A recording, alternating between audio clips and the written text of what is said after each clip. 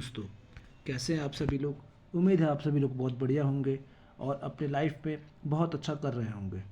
आप सभी का वेलकम है आपके अपने यूट्यूब चैनल पर, जिसका नाम है अभी स्मार्ट क्लासेस 2.0।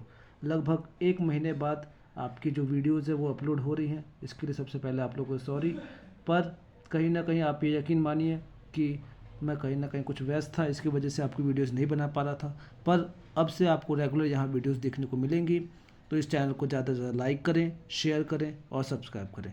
तो आइए आज की जो वीडियो है, आज की वीडियो हम लोग स्टार्ट करते हैं। सबसे पहले यदि हम लोग बात करें तो अभी पिछले ही महीने की बात है। पिछले महीने में जो आपका इंडिया है, इंडिया का जो दिल्ली है, दिल्ली में क्या हुआ, दिल्ली के जंतर मंतर में जो स्टूडेंट्स ने प्रोटेस्ट किया, है ना, अपनी डिमांड्स, स्टूडेंट्स ने प्रोटेस्ट किया अपनी मांगों को रखने के लिए। जो नीट का पेपर लीक हुआ था उसको लेकर डिमांड रखा, है ना।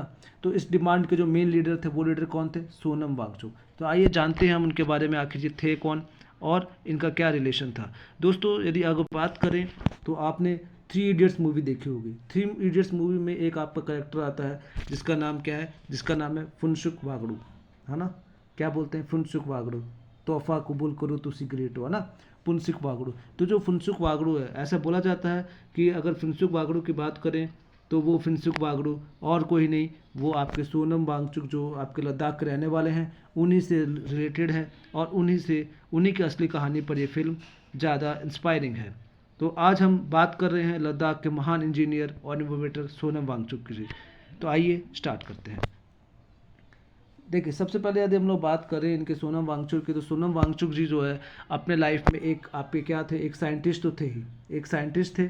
और साइंटिस्ट होने के साथ साथ में एक एजुकेशनलिस्ट भी थे, साथ में एक सोशल रिफॉर्मर भी थे, और साथ साथ में उन्होंने अपने लद्दाख के लिए बहुत कुछ किया। तो आइए एक एक करके पढ़ेंगे। सबसे पहले हम बात करते हैं एजुकेशन रेवोल्यूशन की, कि आखिर एजुकेशन फील्ड में उन्होंने क्या क्या रेवोल्यूशन लाया। सबसे पहले अगर बात करें तो सबसे पहला आता है सिकमोल पॉइंट। यदि अगर हम लोग बात करें तो जो लद्दाख के एक छोटे से गांव में जन्मे सोनम वांगचुक जी ने देखा कि वहाँ के जो लोकल बच्चे हैं उनको उनको एजुकेशन सिस्टम ठीक से नहीं मिल पा रहा। इसीलिए उन्होंने क्या किया, 1988 में क्या किया, 1988 में सिकमॉल स्कूल शुरू किया। ठीक है जी, आप फोटो देख रहे होंगे यहाँ पर, मैं थोड़ा सा साइड कर देता हूँ ताकि आपको अच्छे से दिखेगा, है ना। ये फोटो देख रहे होंगे, ये सिकमॉल स्कूल है। सिकमॉल स्कूल शुरू किया, और ये एक ऐसा स्कूल था जो फील्ड स्टूडेंट्स को प्रैक्टिकल स्किल्स और सोलर एनर्जी चलने वाले सस्टेनेबल लाइफ जीना सिखाता था। यानी ऐसे बच्चे जो कि फेल हो चुके हैं, वो लोग भी यहाँ एडमिशन लेते थे और अपने स्किल के हिसाब से यहाँ पर जो भी कोर्सेज वगैरह है उसको अटेंड करते थे। तो ये बहुत ही अच्छा इनिशिएटिव था। आइए आगे बढ़ते हैं। इसके बाद दूसरा अगर हम लोग बात करें तो दूसरा उन्होंने क्या किया, दूसरा अगर हम बात करेंगे तो दूसरा उन्होंने बहुत सारे रिफॉर्म्स लाए।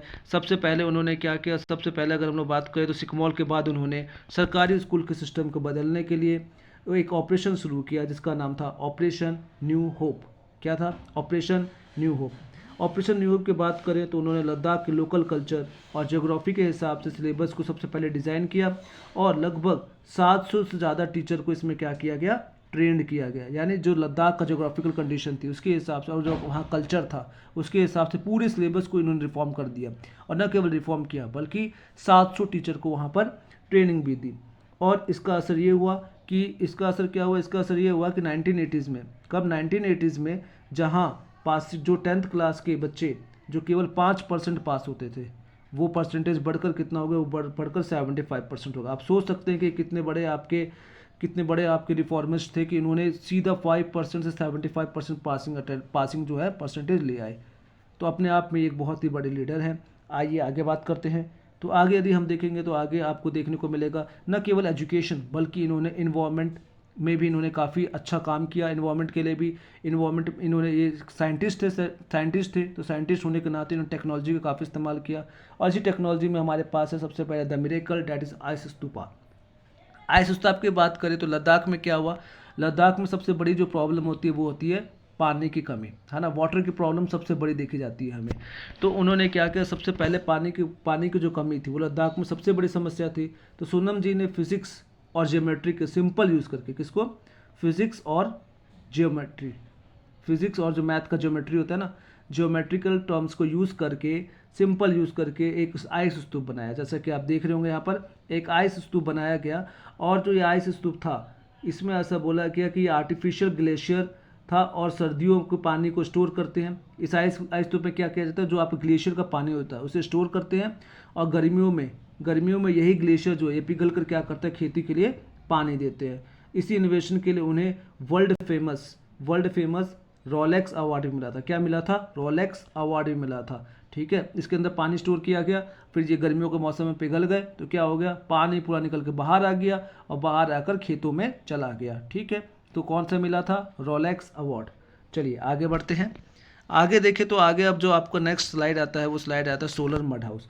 इसके अलावा दोस्तों, इसके अलावा यदि हम बात करें तो लद्दाख का अगर बात करें तो लद्दाख में यहाँ पे क्या था, लद्दाख की जो ठंड है वो ठंड बहुत ज़्यादा होती है, जहाँ लोग और ठंड की वजह से लोग क्या करते हैं, अपने शरीर को गर्म रखने के लिए डीजल जलाते थे, लकड़ी को जलाते थे और किसको जलाते हैं, डीजल को जलाते थे। वहाँ उन्होंने क्या किया, वहाँ उन्होंने बोला कि आप लकड़ी और डीजल को मत जलाइए, आपके लिए हम क्या करेंगे, एक सोलर मड हाउस प्रिपेयर कर देते हैं। और इसके लिए क्या हुआ, इसके लिए उन्होंने ये घर क्या करते हैं, ये जो मड हाउसेज हैं ये क्या करते हैं, धूप की गर्मी को कैप्चर करके अंदर स्टोर कर लेते हैं। ठीक है, यानी कि धूप की जो गर्मी है वो अंदर स्टोर हो जाती है और स्टोर होने के बाद क्या होता है, जो बाहर का -15 डिग्री है, बाहर भले ही -15 डिग्री है पर अंदर पूरी गर्मी हो गई, तो इससे क्या हो गया, इससे ये हो गया कि आपका जो कमरे का अंदर है, कमरे का अंदर क्या हो गया, एक तरीके से आपका हीटर बन गया। ठीक है, तो -15 डिग्री होने पर भी कमरे के अंदर बिना किसी फ्यूल या हीटर के +15 डिग्री तक वार्मथ बनी रहती है। तो ये एक आपको बहुत ही अच्छा इनोवेटिव था। आइए आगे बात करें तो आगे आपका आता है हिमालयन इकोलॉजी।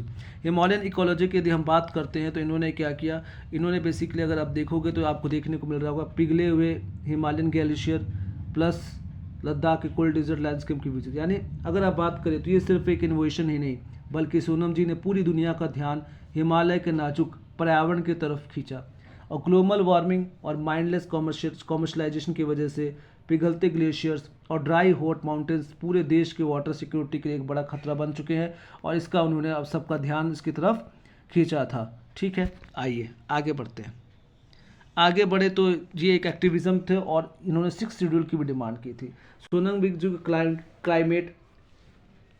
क्लाइमेट के बारे में बात की थी, साथ साथ में इन्होंने 6 शेड्यूल की भी बात की। और 6 शेड्यूल की यदि हम लोग बात करेंगे तो इसमें क्या है, लद्दाख की अगर ज़मीन की बात करें, यहाँ की इकोलॉजी की बात करें, यहाँ की लोकल ट्राइबल कल्चर की बात करें, तो उसको प्रोटेक्ट करने के लिए उन्होंने क्या किया, उन्होंने एक बहुत ही पीसफुल प्रोटेस्ट स्टार्ट किया, जिसमें ये बोला गया क्या कि लद्दाख को क्या मिलना चाहिए, लद्दाख को 6 शेड्यूल के अंदर इंक्लूड करना चाहिए। और इसके लिए उन्होंने क्या किया, इसके लिए उन्होंने 21 डेज तक क्या किया, 21 डेज तक 2024 में 21 डेज का हंगर स्ट्राइक जो है वो रखा था।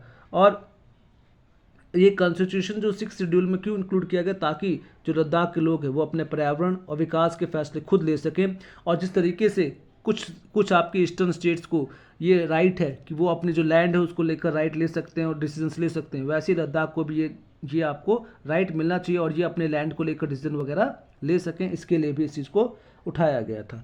ठीक है, चलिए अब आगे देखते हैं। आगे अगर बात करें हम लोग तो आगे यदि आप देखोगे तो आगे यदि आप देखोगे तो आगे आपके अगर बात करें तो अब एट लास्ट कंक्लूजन के रूप में बात करें तो आपके जो सोनम वांगचुक थे उन्होंने क्या किया, 6 शेड्यूल की स्टेटस की बात की, स्टेटहुड फॉर लद्दाख की बात की, डेडिकेटेड पब्लिक सर्विसेज दी, इकोलॉजिकल प्रोविजन। इतना बड़ा साइंटिस्ट यदि कोई किसी की चीज़ की डिमांड कर रहा है और दिल्ली में जंतर मंतर पर बैठा था, तो कहीं ना कहीं वो डिमांड, ऑब्वियस सी बात है कि वो डिमांड अच्छी ही होगी और उसे हम सबको सपोर्ट करना चाहिए था और लोगों ने सपोर्ट भी किया। यही कारण है कि जो आपकी गवर्नमेंट है, गवर्नमेंट उसके आगे झुकना तो सही वर्ड नहीं होगा, पर गवर्नमेंट ने उसके आगे अपना डिसीजन रखा। और जो हमारे एजुकेशन मिनिस्टर थे, कौन, धर्मेंद्र प्रधान को इस्तीफ़ा देना पड़ा। और न केवल इस्तीफ़ा देना पड़ा बल्कि ये भी बोला गया कि हम लोग जल्द से जल्द क्या करेंगे, फास्ट ट्रैक का स्टेबलाइज करेंगे, फास्ट ट्रैक बनाएंगे ताकि नकल को रोका जा सके और पेपर लीक को रोका जा सके। और साथ साथ में इस 15 अगस्त को तो प्रधानमंत्री नरेंद्र मोदी जी ने एक डिसीजन भी लिया है जिसके बारे में हम कल डिटेल में देखेंगे, पर आज मैं आपको एक शॉर्ट में बता देता हूँ। 15 अगस्त में उन्होंने बोला कि हम जो कोचिंग्स हैं उस कोचिंग को क्या करेंगे, नई फ्री कोचिंग को स्टेबलाइज करेंगे ताकि क्या कर सके, ताकि जो गरीब लोग हैं वो लोग भी एग्ज़ाम की तैयारी कर सके। दोस्तों, यहाँ कोचिंग की तो ठीक है बात, पर यहाँ पर एक चीज़ भी ध्यान रखनी चाहिए कि हम क्यों ना अपना जो एजुकेशन सिस्टम है उसको इतना अच्छा कर ले कि हमें कोचिंग की ज़रूरत ना पड़े। है ना। तो इस चीज़ के ऊपर भी ध्यान देना चाहिए। तो ये था आपका आज का जो था प्रेजेंटेशन। और साथ साथ में बात करें तो इसका एक लास्ट मोटिव है, live simply so that others में सिंपली लाइव। आप खुद भी एक खुशी जियो और जीने दो। आप खुद भी एक अच्छा लाइफ जिए और दूसरों को भी इसके लिए मोटिवेट करें। एक टीचर, इंजीनियर और एक्टिविस्ट सोनम वांगचुक जी देश और पर्यावरण के सच्चे रक्षक हैं। अगर आपको ये वीडियो इंस्पायरिंग लगी, कि ये कहानी पसंद आई, तो वीडियो को लाइक ज़रूर करें और ऐसे ही डीप रिसर्च वीडियो के लिए चैनल को सब्सक्राइब करें और ज़्यादा से ज़्यादा लोग तक इस वीडियो को शेयर करें। और प्लीज़ इस चैनल को लाइक, शेयर और सब्सक्राइब करें ताकि आने वाले टाइम पर आपको और ज़्यादा अच्छी वीडियोज़ देखने को मिलेंगी। मिलते हैं नेक्स्ट वीडियो में कल, तब तक के लिए bye bye, take care, thank you so much.